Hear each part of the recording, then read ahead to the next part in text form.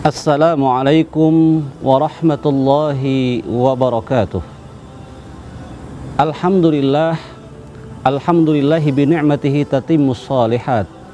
Wassalatu wassalamu ala sayyidis sadat wa ala alihi wa sahbihi ahlil fadaili wal karamat.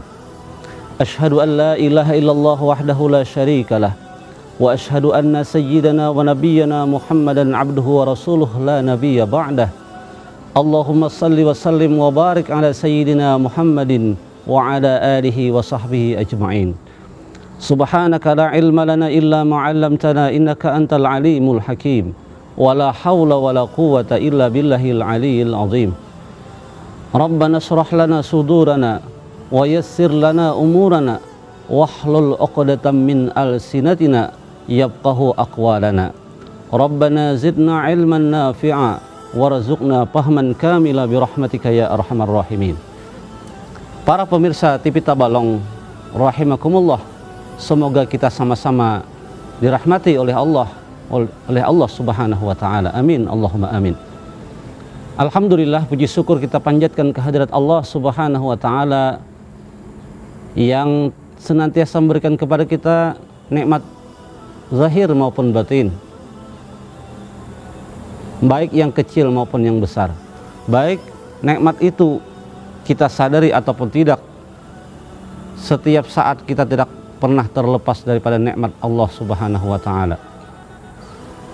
Kemudian salawat dan salam semoga selalu tercurah kepada junjungan kita Nabi besar Muhammad sallallahu alaihi wasallam.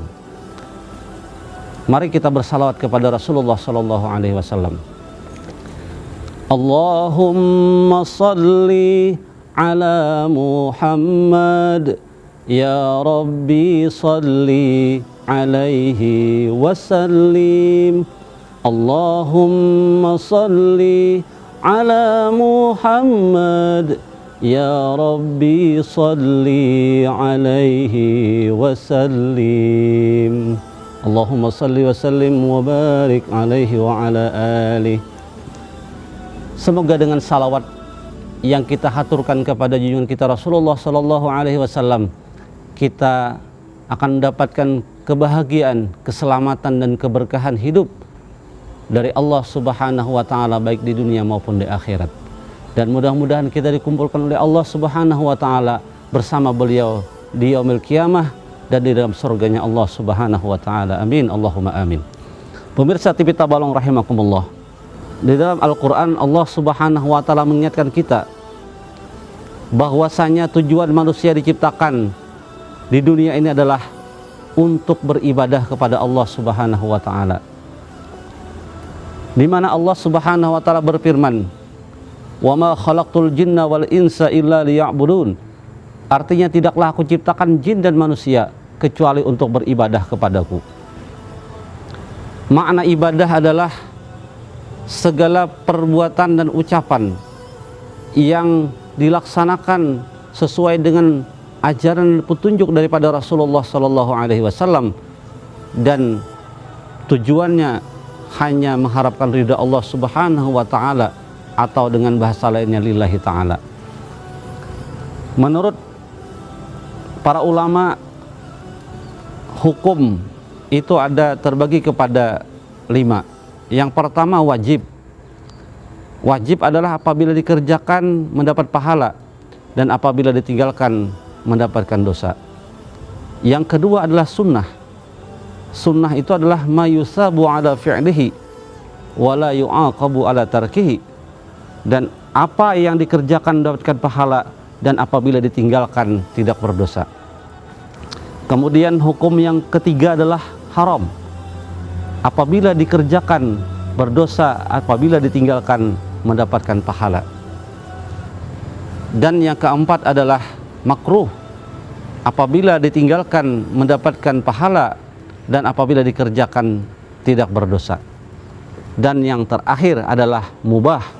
Mubah itu tidak berdosa dan tidak berpahala apabila dikerjakan maupun ditinggalkan. Ma'asyiral muslimin rahimakumullah, ibadah ada sifatnya ibadah badaniyah, ibadah yang merupakan jasad atau badan kita, Ada juga ibadah itu lisaniyah, ibadah dengan lisan, dengan ucapan. Kemudian ada ibadah itu yang bersifat maliyah, ibadah harta.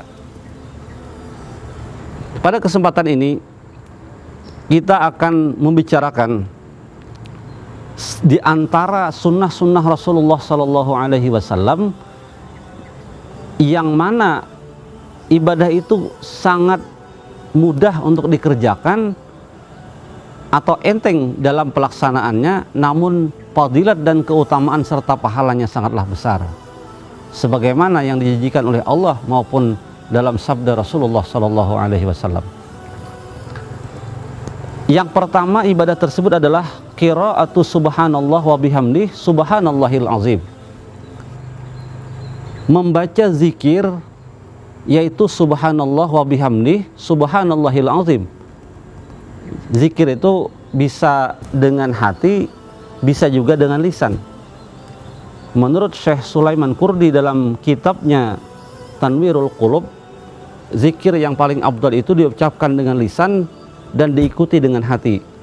Zikir bil lisan wal qalbi ma'an.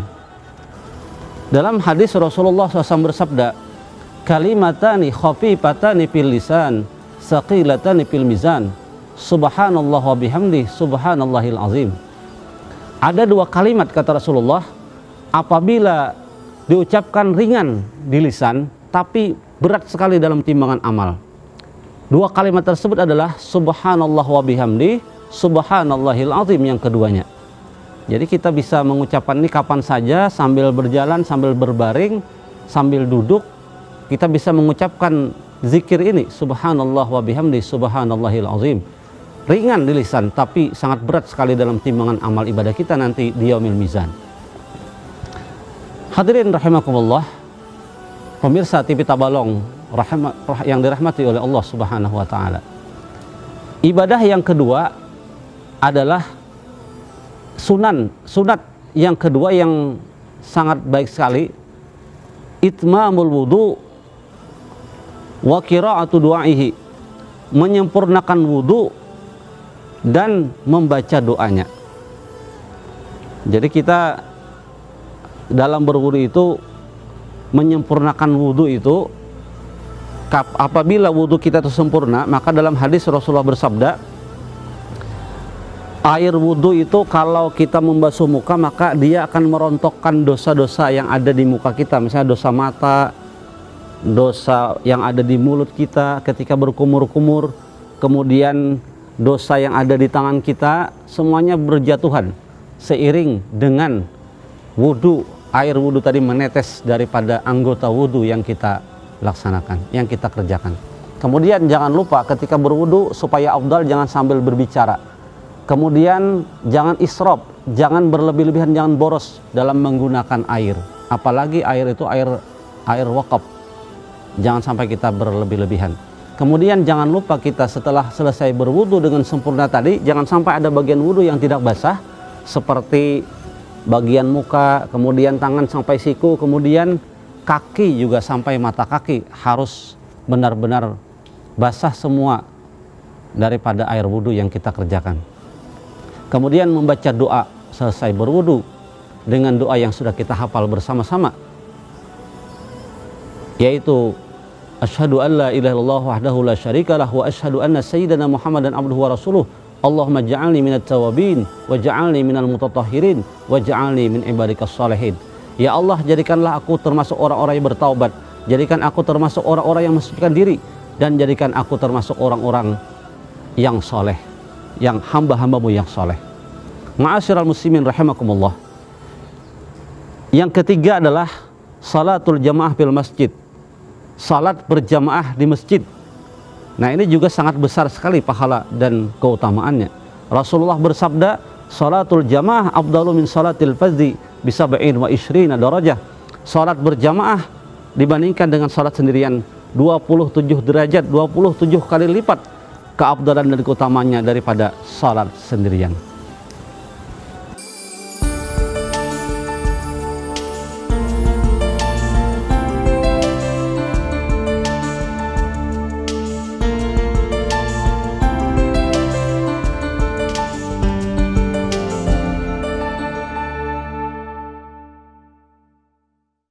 Ma'asyiral muslimin, pemirsa Pelita Hati TV Tabalong rahimani wa rahimakumullah.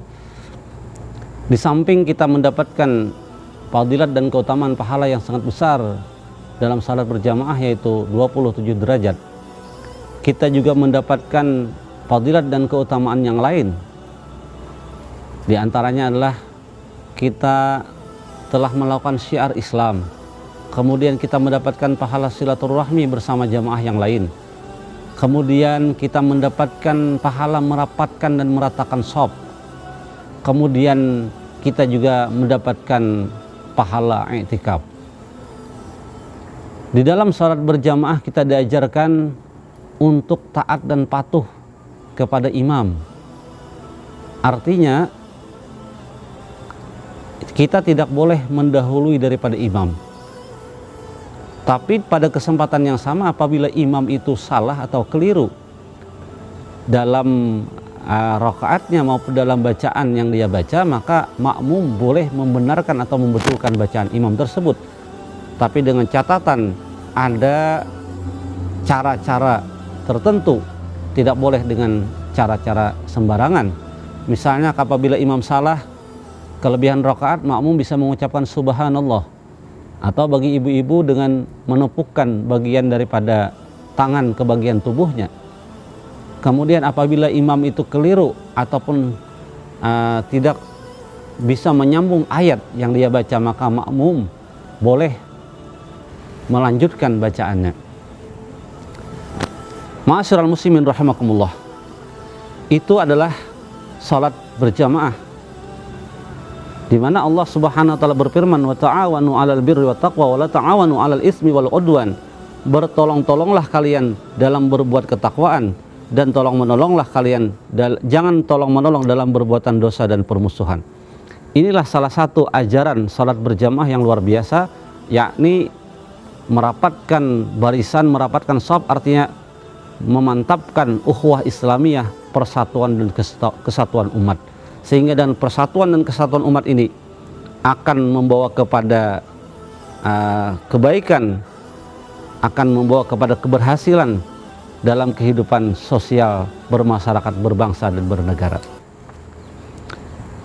Sunnah Rasulullah yang keempat adalah salat qabliyah subuh dan zikir sesudahnya sampai terbit fajar, kemudian dia salat isyraq 2 rakaat. Sebagaimana sabda Rasulullah SAW, rak'ataini qablal fajri khairun minad dunya wa fiha. 2 rakaat qabliyah subuh itu lebih baik nilai pahalanya daripada dunia dan segala isinya. Kemudian berkenaan dengan zikir sesudah salat subuh itu sendiri sampai terbit fajar, dan kemudian salat sunat isyraq 2 rakaat, maka disebut oleh Rasulullah dalam sabda beliau, pahalanya seperti orang yang melaksanakan haji dan umrah secara sempurna. Beliau sebut ini 3 kali, tamatan, tamatan, tamatan, artinya sempurna, sempurna dan sempurna haji dan umrahnya. Tapi dengan catatan salat subuhnya berjamaah, kemudian dia zikir, apakah itu membaca Al-Quran, apakah dia itu bertafakkur, membaca zikir dan lain sebagainya sampai terbit fajar, terbit matahari, kemudian dia sholat sunat isyraq 2 rakaat tanpa diselingi dengan perkataan-perkataan duniawi atau amal-amal duniawi sebelum atau di antara sholat subuh dan sholat isyraq tadi. Kemudian yang kelima, sunnah Rasulullah yang kelima adalah yang ringan untuk kita kerjakan tapi sangat besar sekali pahalanya, adalah qiraatul Quran, yakni membaca Al-Quran sesuai dengan maknanya qara'a yaqra'u qiraatan, bacaan. Jadi orang dalam hal Al-Quran ini ada 3 istilah. Qiraatul Quran, membaca Al-Quran, hanya sekedar membaca. Kemudian ada yang kedua adalah tadarrus Al-Quran, mempelajari, bacaannya dipelajari, tajwidnya dipelajari, kemudian isi kandungannya dipelajari. Namun ada lagi yang lebih tinggi lagi, yaitu tadabbur Al-Quran, memahami dan memaknai dan meresapi bacaan Al-Quran yang dia baca, yang pelajari itu, sehingga Al-Quran tadi bisa menjadi hudan, menjadi petunjuk bagi kehidupannya itu, menjadi cahaya menyinari peri kehidupannya sehari-hari sehingga selalu dituntun oleh Al-Quran. Dalam hadis Rasulullah bersabda, Iqra'ul Quran fa innahu ya'ti yaumal qiyamah syafi'an li ashabihi. Bacalah Al-Quran karena Al-Quran nanti akan datang pada hari kiamat memberi syafaat bagi orang yang membacanya. Dalam hadis yang lain Rasulullah bersabda, nawwiru buyutakum bisalah wa tilawatil Quran. Cahayailah, terangilah rumah-rumah kalian dengan salat-salat sunat dan bacaan Al-Quran. Jadi janganlah rumah kita, kata Rasulullah, jangan dijadikan seperti kuburan. Kuburan itu gelap, sunyi. Karena apa? Karena tidak ada bacaan Al-Quran, karena tidak ada salat-salat sunat yang ditegakkan di rumah tersebut.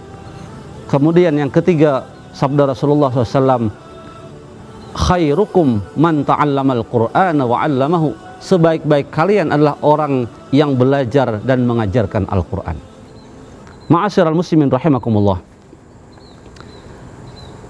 Berkenaan dengan Al-Quran ini, kewajiban seorang muslim yang pertama adalah mengenal Al-Quran. Dia mengetahui kalau dibacakan Al-Quran atau salawat atau lagu-lagu Arab, dia mengetahui ini Al-Quran, ini salawat, ini lagu-lagu Arab. Dia bisa mengenal ataupun dalam bentuk tulisan. Kemudian yang kedua adalah mencintai Al-Quran. Jadi Al-Quran itu diletakkan di tempat yang tinggi, dimuliakan. Apabila mengambilnya dicium, kemudian diletakkan di dada. Kemudian kalau kita membacanya diletakkan di tempat yang tinggi. Kemudian setelah selesai pun demikian. Kemudian yang ketiga, kewajiban kita terhadap Al-Quran sebagai seorang muslim adalah qiraah. Bisa kita membaca Al-Quran. Jangan sampai ada orang mukmin mengaku orang Islam tapi dia tidak bisa membaca Al-Quran. Jadi harus belajar. Walaupun sudah tua, walaupun sudah sepuh, kalau belum bisa membaca Al-Quran, tidak ada kata terlambat untuk bisa belajar membaca, apalagi memahami, dan lebih lagi adalah mengamalkan isi kandungan Al-Quran. Nah, kewajiban selanjutnya daripada Al-Quran adalah kita bisa memahami dan mengamalkan Al-Quran tersebut. Ma'asyiral muslimin rahimakumullah. Yang keenam, sunnah-sunnah Rasulullah yang keenam adalah yang mudah untuk kita kerjakan, sangat besar pahalanya, adalah bersalawat kepada Nabi Muhammad SAW. Di salawat ini yang paling pendek, Allahumma salli ala Sayyidina Muhammad wa ala ali Sayyidina Muhammad. Kemudian yang agak panjang sedikit, salawat kamilah, Allahumma salli ala Sayyidina Muhammadin salatan tunjina biha min jamil ahwali wal afat. Atau salawat kamilah itu salawat tunjina. Salawat kamilah, Allahumma salli salatan kamilah wa salim salaman taman ala Sayyidina Muhammadin tanhalu biluqad ila akhiriha. Kemudian salawat itu ada dalam bentuk qasidah atau syair-syair simtud durar, ada maulid al-habsyi, ada maulid ad-dibai, ada maulid al-barjanji, ada maulid al-azab, ada salawat burdah dan lain sebagainya. Semua itu sangat bagus. Rasulullah bersabda, man shalla alayya salatan sallallahu alaihi bi asyra. Siapa yang bersalawat kepadaku 1 kali, maka Allah akan bersalawat kepadanya, menurunkan rahmat dan berkahnya kepadanya 10 kali. Oleh karena itu Rasulullah juga bersabda, orang yang paling dekat dengan aku nanti di dalam surga, aktsaruhum alayya salatan, orang yang paling banyak bersalawat kepadaku.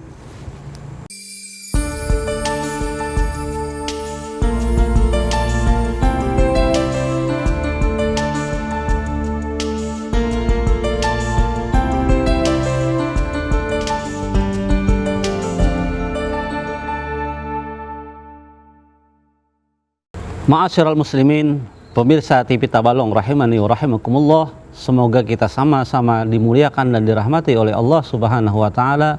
Amin amin ya rabbal alamin. Yang ketujuh daripada sunnah Rasulullah sallallahu alaihi wasallam, amalan sunnat yang sangat baik untuk kita kerjakan, ringan untuk kita kerjakan, tapi sangat besar pahalanya di sisi Allah Subhanahu wa taala, adalah bersedekah atau berinfak fi sabilillah. Allah Subhanahu wa taala berfirman dalam Al-Qur'an, masalul ladzina yunfiquna amwalahum fi sabilillahi kamathali habbatin ambatat sab'a sanabil fi kulli sumbulatin mi'atu habbah wallahu yudha'ifu liman yasha wallahu wasi'un alim. Artinya perumpamaan orang-orang yang menginfakkan hartanya di jalan Allah itu seperti dia menanam satu biji benih, yang mana satu biji benih itu akan melahirkan 7 tangkai. Fi kulli sumbuatin mi'atu habbah, yang mana pada setiap tangkainya itu akan melahirkan 100 biji benih yang baru. Artinya satu biji benih melahirkan 700 biji benih. Artinya Allah Subhanahu wa taala menegaskan di akhir ayat tadi, wallahu yudha'ifu liman yasha, Allah bisa melipat gandakan pahala sesuai dengan apa yang diinginkannya. Karena Allah wasi'un alim, maha luas dan maha mengetahui, luas karunia-Nya dan maha mengetahui keikhlasan orang yang berinfak tersebut. Ma'asyiral muslimin rahimakumullah. Orang bersedekah ini juga sangat banyak fadilat dan keutamaannya. Di antaranya bisa dilipat gandakan pahala, kemudian lagi bisa menolak bala. Nah, bala, musibah, penyakit yang mungkin akan diturunkan oleh Allah SWT kepada dirinya, kepada keluarganya, maupun kepada bangsa dan negara kita, itu dengan banyak bersedekah, dengan ikhlas karena Allah Subhanahu wa taala tentunya, maka bisa menolak bala tersebut. Hal ini sebagaimana sabda Rasulullah SAW, as-sadaqatu tadfa'u sab'ina minal bala. Sedekah itu bisa menolak atau bisa menghindarkan seseorang daripada 70 macam bala. Nah, kemudian sedekah itu di antara fadilat yang lain adalah apabila kata Rasulullah sedekah itu keluar dari tangan seseorang itu dengan bersedekah tadi, maka sedekah kita, infak kita itu akan berbicara. Di antara pembicaraan yang diucapkannya apabila kita diperdengarkan oleh Allah Subhanahu wa taala, kuntu sagiratan fakabbartani, aku asalnya kecil, nilaiku kecil, tapi sekarang engkau besarkan aku. Setelah engkau infakkan, maka bernilai besarlah aku di sisi Allah Subhanahu wa taala. Kemudian kata-kata yang lain adalah kuntu faniyatan fa abqaitani, aku dulunya fana atau tidak kekal, akan sirna, akan hilang, akan habis, tapi setelah engkau sedekahkan aku, setelah engkau infakkan aku di jalan Allah, maka menjadi baqa, menjadi kekal aku dalam tabungan akhiratmu, dan aku nanti akan datang untuk menolong engkau, menuntut engkau ke dalam surga, akan menyelamatkan engkau daripada siksa api neraka. Kata sedekah yang kita infakkan, harta yang kita infakkan tadi. Kemudian kunta harisi fal'an sirtu harisaka, dulunya engkau yang melihara aku, engkau yang menjaga aku, kata harta. Dipelihara, dimasukkan ke dalam kotak emas tadi, permata, perhiasan, uang dan lain sebagainya, dibuat dalam lemari, dikunci lemarinya, di dalam kamar dikunci kamarnya, keluar rumah, rumahnya dikunci, keluar daripada pagar, pagarnya dikunci. Berapa penjagaan kita luar biasa. Padahal semua itu kalau dia meninggal dunia, maka semuanya akan ditinggal. Tidak akan bisa menyelamatkan dan menjaga dia. Tapi setelah kita infakkan sedekah itu di jalan Allah, maka dia akan menjaga kita. Ma'asyiral muslimin rahimakumullah. Kemudian yang ke-8 adalah silaturahim. Sunat yang ke-8 yang bagus kita kerjakan adalah bersilaturahmi. Silah, menyambung, rahim, kasih sayang. Jadi yang putus disambung, kemudian yang kurang, yang renggang supaya diakrabkan kembali. Silaturahmi di zaman sekarang ini, di zaman now, bisa lewat media sosial, bisa lewat WA, bisa lewat Facebook, bisa lewat Instagram dan lain sebagainya. Yang jelas kita harus menjalin silaturahmi. Hindarkan diri kita daripada memutus silaturahmi. Kata Rasulullah, orang yang memutus silaturahmi itu tidak mencium bau harumnya surga, apalagi bisa masuk ke dalam surga. Padahal bau surga itu, kata Nabi, tercium 70 tahun perjalanan berkuda. Orang yang memutus silaturahmi tidak akan pernah mencium bau surga. Na'udzubillah min zalik. Oleh karena itu, kita harus selalu memelihara silaturahmi, baik dengan keluarga kita, baik dengan kawan-kawan kita, sanak famili kita, handai taulan kita, maupun siapapun. Kita harus menjaga nilai-nilai silaturahmi dan ukhuwah Islamiyah. Kemudian yang terakhir, amalan sunat yang sangat besar pahalanya di sisi Allah Subhanahu wa taala adalah tabassum, tabassama yatabassamu, yaitu tersenyum, wa idkhalus surur fi qalbil mu'min, dan menggembirakan hati orang yang beriman. Jadi ini dua. Yang pertama senyum, tabassumuka fi wajhi akhika shadaqah, kata Nabi. Engkau bertemu dengan saudaramu dengan tersenyum, dengan hati yang lapang, dengan gembira, dengan penuh persaudaraan. Itu adalah merupakan bagian daripada ibadah yang sangat mudah kita kerjakan, tapi nilai pahalanya luar biasa. Kemudian idkhalus surur fi qalbil mu'min, menggembirakan orang yang sedih, saudara-saudara kita yang tertimpa musibah, kita gembirakan minimal dengan doa, dengan motivasi, dan memberi semangat. Kalau bisa kita bantu dengan harta dan tenaga yang kita miliki, itu sangat besar sekali nilainya, pahalanya di sisi Allah Subhanahu wa Ta'ala. Rasulullah SAW selalu mencontohkan dalam kehidupannya bagaimana beliau itu seorang yang selalu tersenyum, selalu sopan, selalu santun kepada orang lain, dan tidak mau berbuat zalim, tidak mau menyakiti orang lain, baik secara fisik maupun hatinya. Sebaliknya beliau orang yang selalu suka menggembirakan sahabat-sahabatnya, bahkan musuh sekalipun beliau selalu maafkan, beliau selalu ajak kepada kebaikan. Sehingga Allah Subhanahu wa Ta'ala berfirman dalam Al-Quran, fabima rahmatin minallahi lintalahum, dan dengan rahmat Allah Subhanahu wa Ta'ala engkau berhati lembut wahai Muhammad, walau kunta fazzan ghalizal qalbi lan faddu min haulik, seandainya engkau berhati kasar maka mereka itu akan lari daripada engkau, tidak mau menerima Islam. Tapi dengan beliau membawakan Islam itu yang rahmatan lil alamin, yang lembut, Islam itu yang damai, Islam yang membawa kepada kesejahteraan manusia, rahmat bagi seluruh alam, bukan hanya kepada orang yang beriman, maka Islam bisa diterima oleh mereka. Ma'asyiral muslimin rahimakumullah, kunci daripada 9 ibadah tadi adalah yang pertama istiqomah. Karena dalam hadis Rasul bersabda, al istiqomatu khairun min alfi karamah. Istiqomah dalam ibadah itu lebih besar nilai pahalanya, nilai kebaikannya daripada 1000 karamah. Kemudian yang kedua adalah ikhlas lillahi ta'ala, hanya mengharapkan ridha Allah Subhanahu wa Ta'ala. Jangan sampai ada unsur riya, unsur ujub, sum'ah, takabur, dan lain sebagainya dalam beribadah kepada Allah Subhanahu wa Ta'ala. Ma'asyiral muslimin rahimakumullah, mudah-mudahan Allah Subhanahu wa Ta'ala memberikan kita taufik dan hidayah serta inayahnya untuk bisa mengamalkan segala yang wajib adalah merupakan modal, kata Imam Al-Ghazali, sedangkan ibadah sunat adalah merupakan laba atau keuntungan daripada dagang atau usaha. Jangan sampai kita cuma punya yang wajib tapi tidak ada ibadah-ibadah sunat. 9 hal ini adalah ibadah sunnah yang bagus kita kerjakan dalam kehidupan kita sehari-hari, dan kita istiqomahkan, dan tentunya selalu kita latih diri kita dan hati kita untuk bisa ikhlas dalam ibadah, hanya mengharapkan ridha Allah Subhanahu wa Ta'ala. Mudah-mudahan bermanfaat bagi kita semua. Hadanallahu wa iyyakum ajma'in, wabillahi taufiq wal hidayah waridha wal inayah, wallahul muwaffiq ila aqwamit thariq. Wassalamualaikum warahmatullahi wabarakatuh.